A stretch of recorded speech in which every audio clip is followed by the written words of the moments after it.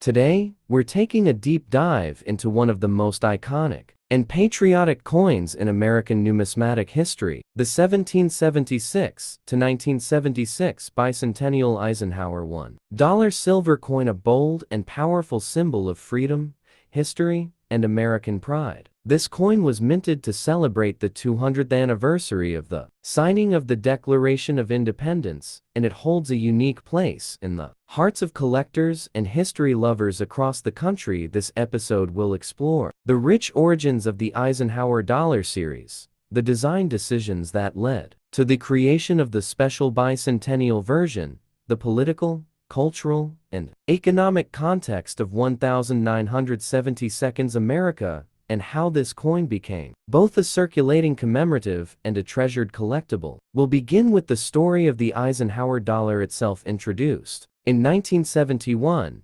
following the death of President Dwight D. Eisenhower, the 34th President of the United States and Supreme Commander of the Allied Forces in World War II. This coin was the first $1 coin produced for circulation since the peace dollar was discontinued in 1935. The Eisenhower dollar was larger than most coins used at the time, struck in both copper, nickel, and silver-clad varieties. It carried a powerful presence in the hand and in American pockets. But the most unique addition came in 1975 and 1976, when the United States Mint released the special bicentennial design to honor 200 years of American independence. Rather than using the typical date, the coins featured a dual date, 1776 to 1976, to mark the nation's founding and its enduring legacy. The obverse still carried Frank Gasparo's iconic portrait of Dwight D. Eisenhower, but the reverse was replaced with a powerful new image designed by Dennis R. Williams featuring the Liberty Bell superimposed on the moon, an intentional combination symbolizing both America's historic past and its future in space exploration, a nod to Eisenhower's role in launching NASA and the country's role in the space race. Now the 1776 to 1976 Eisenhower dollar came in several versions, including circulation strikes and special collector editions. There were coins struck in copper nickel for everyday use, and 40% silver versions released in special collector sets by the United States Mint. These silver-clad versions are highly sought after today for both their silver content and historical significance. In addition to being a patriotic piece of metal, they serve as tangible reminders of America's bicentennial celebration, which included parades, music, TV specials, and even a nationwide sense of unity and reflection. As we continue, we'll explore the exact mintage numbers of each type, the differences between business strike and proof coins, the San Francisco mint marks, and how to spot rare varieties that have increased in value over the years. We'll also walk through how these coins were packaged, marketed, and sold by the U.S. Mint, especially the 3-coin silver. Walk through how these coins were packaged, marketed, and sold by the U.S. Mint, especially the 3-coin silver and circulated sets and blue packs that remain favorites among collectors today. We'll dive into the economic and cultural atmosphere of 1976, a year marked by both pride and uncertainty. America was recovering from the Watergate scandal, facing rising inflation and economic challenges, but at the same time, the bicentennial year brought people together in celebration of American resilience and ideals. And the Eisenhower bicentennial dollar was a major part of that story, distributed through banks and mint programs and placed into the hands of millions of Americans as a piece of celebratory currency. You'll learn the stories of the designers behind the coin and how a then 22-year-old art student, Dennis R. Williams, won a national competition to design the reverse. His powerful imagery of the Liberty Bell and moon stood out, not just as a patriotic tribute, but also a symbol of the space, age, optimism, and national pride of the time. Throughout this 2-hour journey, we'll also cover how to identify authentic silver-clad Eisenhower bicentennial dollars from their copper-nickel counterparts, how to grade their condition using professional standards, how to evaluate their current market value, and what to watch out for in terms of fakes or altered coins that are sometimes seen in online sales. We'll also look at how these coins have performed over time in terms of investment, which coins are the most valuable today, how error coins such as doubled dies or off-center strikes have added to collector demand, and where these coins stand in the greater landscape of U.S. commemorative coinage. So stay tuned as we travel through the legacy of liberty, the evolution of U.S. coinage, and the patriotic power of the 1776 to 1976 Eisenhower $1 coin. This is more than just a silver disc. It's a piece of American pride and living history, and you're about to discover why it deserves a special place in your collection and in our collective memory, where every coin tells a story and every detail unlocks a forgotten chapter of our shared history. Today, we take a deep and focused journey into the remarkable legacy of the 1965 Roosevelt Dime, a coin that emerged not just from the presses of the United States Mint, but from the crossroads of an era that reshaped modern American currency forever. To understand the full historical significance of the 1965 Roosevelt Dime, we must first travel back to the early post-World War II period, when America was rebuilding its global position, emerging as a superpower, and undergoing unprecedented economic and cultural changes. The Roosevelt Dime was introduced in 1946 to honor the memory of President Franklin Delano Roosevelt, who had led the nation through the Great Depression and most of World War II. His image replaced the winged Liberty Head dime known as the Mercury dime, which had circulated since 1916. But something extraordinary happened in 1965. And it was not just about design or symbolism. It was about composition policy, trust, and a complete transformation in the way Americans viewed their coinage up until 1964. The dime, along with quarters and half dollars, were made of 90% silver, a standard that had been in place for decades. However, as the price of silver rose and hoarding increased, the federal government faced a monetary crisis that could no longer be ignored. In response to this crisis, Congress passed the Coinage Act of 1965, a law that marked the end of circulating silver coinage in the United States. Starting that year,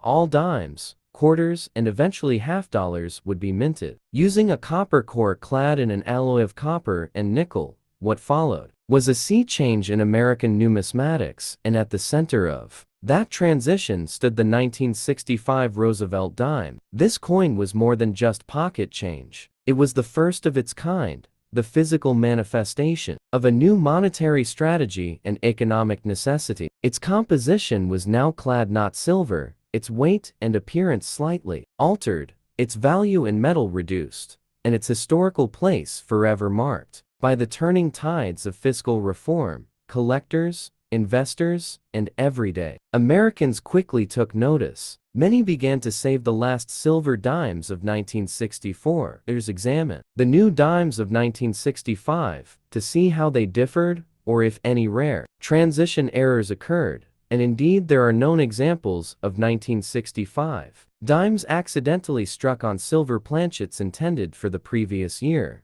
These mint errors have become highly prized and valuable finds. But beyond the errors and metal content lies the story of a coin that had to carry on tradition while serving a new purpose. The Roosevelt Dime retained its familiar obverse design, featuring the dignified profile of President Roosevelt facing left, sculpted by John Arsenic. The reverse remained the same as well, with the olive branch torch, an oak branch symbolizing peace, liberty, and strength respectively. This continuity in design helped reassure the public during a time of change and maintain the visual identity of the American dime, even as its substance shifted beneath the surface. The 1965 Roosevelt Dime was minted in enormous quantities. Over 1.6 billion examples were struck at the Philadelphia Mint alone, and for the first time in modern American minting, no mint mark was placed on coins produced in Philadelphia.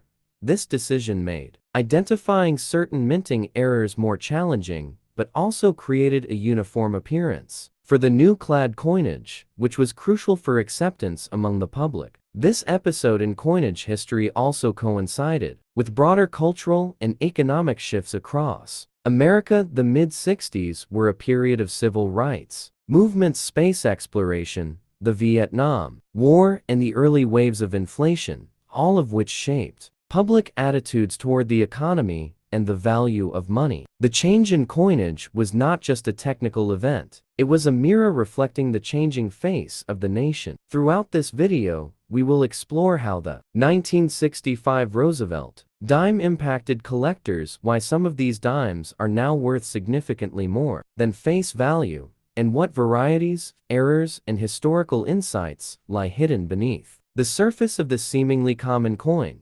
We will examine auction records, professional grading scales, mintage data, and collector trends to uncover how this modest 10-cent piece fits into the greater narrative of American monetary history and what lessons it still holds for us today. So grab your coin folders, magnifiers, and curiosity as we take a deep dive into one of the most transitional pieces in U.S. coinage history, the 1965 Roosevelt Dime, here on LC Coins World, where history, value, and discovery come together in every episode, where we explore the fascinating stories hidden behind every coin. Today, we take a journey deep into the history, numismatic significance, and collector's value of the 1972 D. Roosevelt Dime. Brilliant, uncirculated, and struck at the Denver Mint, this 10-cent coin is far more than a piece of everyday change. It represents a critical moment in American history, a continuation of a legacy and a reflection of evolving minting techniques that defined a generation of American coinage. The Roosevelt Dime was first introduced in 1946, following the death of President Franklin Delano Roosevelt, who had led the nation through the Great Depression and most of World War II. The coin was not only a tribute to his leadership, but also a symbol of the progress and modernization that defined post-war America. By the time the 1972 D version was released,